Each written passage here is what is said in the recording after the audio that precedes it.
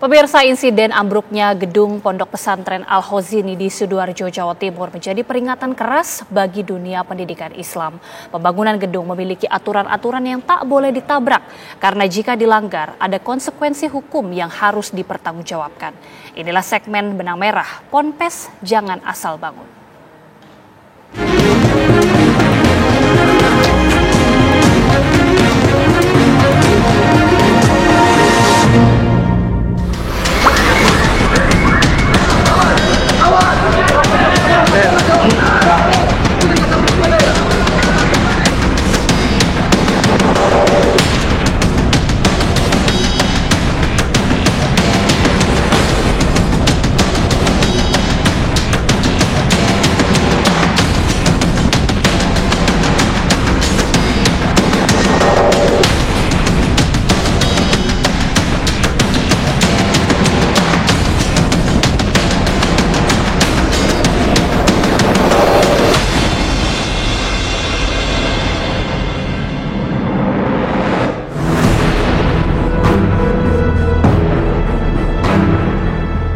Setidaknya 50 orang santri meninggal dunia telah teridentifikasi pasca ambruknya gedung Pondok Pesantren Al-Khozini di Buduran, Sidoarjo, Jawa Timur yang tidak hanya menjadi duka bagi keluarga korban, namun juga terhadap pendidikan Islam di tanah air.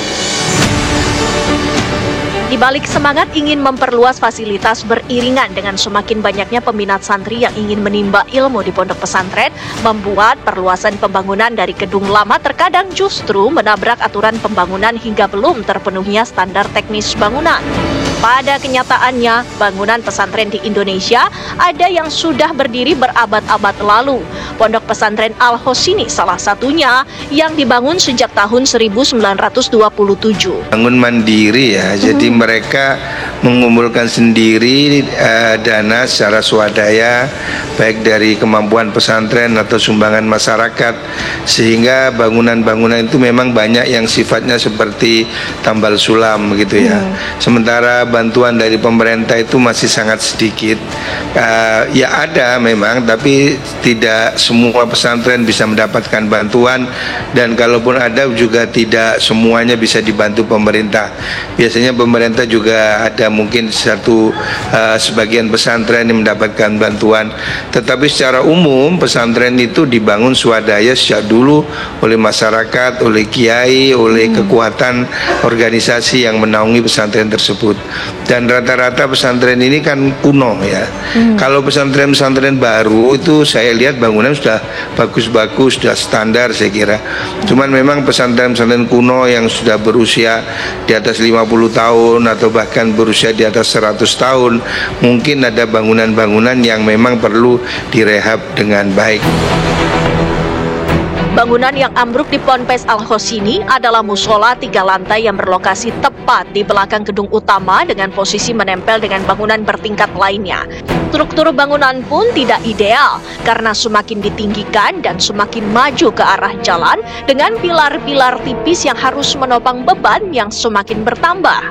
Sekilas kita bisa lihat bahwa kalau di layar media sosial ya, kita sering lihat beberapa media sosial itu bahwa penyangga atau kolomnya itu kan sangat kecil banget ya.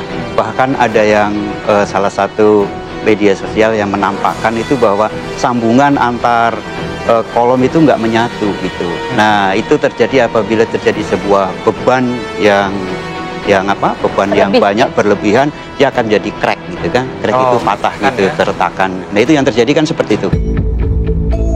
Tak pelak, dalam kegagalan bangunan perlu ditelisik lebih lanjut guna mengetahui fakta-fakta untuk mengungkap penyebab gagalnya konstruksi ini. Saran kami dilakukan penilaian kegagalan bangunan. Ada penilai ahli yang ditunjuk oleh menteri, bisa hadirkan. Dari Kementerian PU nanti bisa dihadirkan untuk bisa menilai siapa penyebab atau apa penyebab dari kegagalan ini. Yang tadi saya sampaikan, perencanaannya kah, perancangannya kah, pelaksanaannya. Lalu siapa pihaknya? Orangnya atau memang badan usahanya? Yang ketiga, dokumennya. Memang tidak ada dokumennya. Yang keempat, teknisnya. Seperti apa? Nah, dari hal-hal inilah bisa dikumpulkan nanti fakta-fakta yang ada supaya kita bisa melihat penyebab kegagalan bangunan gedung ini. Kepolisian daerah Jawa Timur telah memeriksa belasan saksi dan mengumpulkan bukti-bukti sebagai tindak lanjut dari hasil gelar perkara setelah dinaikannya status hukum dari penyelidikan ke penyidikan. Dan kemudian langkah-langkah yang sudah kami lakukan di sini, kami sudah melakukan pemeriksaan kurang lebih 17 ya saksi-saksi ini. Namun tentunya nanti akan terus berkembang. Dan kemudian pemeriksaan lanjutan pun juga kita akan minta beberapa pihak yang bertanggung jawab di dalam proses pengurusan Ponpes itu sendiri, dan kemudian permintaan keterangan ahli. Jadi meminta ahli untuk minta keterangan resmi dari ahli teknik sipil, ahli bangunan, gedung, untuk menganalisis penyebab pasti mengenai kegagalan konstruksi. Begitu juga ahli hukum pidana yang berkat unsur-unsur pidana yang dipersangkakan.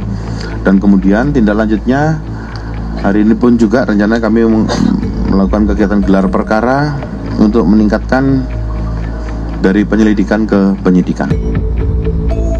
Ambruknya salah satu bangunan pondok pesantren pun menjadi perhatian pemerintah yang kemudian mengambil langkah-langkah antisipasi agar kejadian serupa tidak terulang dengan melakukan audit dan pendataan bangunan pondok pesantren demi mengetahui kelayakannya. Kita perintahkan juga kepada pesantren-pesantren untuk memperbaiki izin mendirikan bangunan. PBG. Nah, ini harus diperbaharui semua pesantren, bangun sekecil apapun harus ada PBG. Nah, karena itu sambil membenahi itu, Pak Menteri PU menjamin semua jenis perizinan free. Yang penting dipastikan semua proses bangunan tanpa izin hentikan dulu. Saya minta kepada seluruh pesantren-pesantren yang sedang membangun untuk menghentikan sementara karena harus izin. Ini kita bisa maklumi karena pesantren rata-rata usianya 100 tahun, 150 tahun. Yang di Sidoarjo ini 125 tahun usianya. Nah, mereka harus terus kita ajak untuk bersama-sama mengatasi. Itu sebabnya pondok pesantren jangan asal bangun karena ada konsekuensi hukum yang harus dipertanggungjawabkan.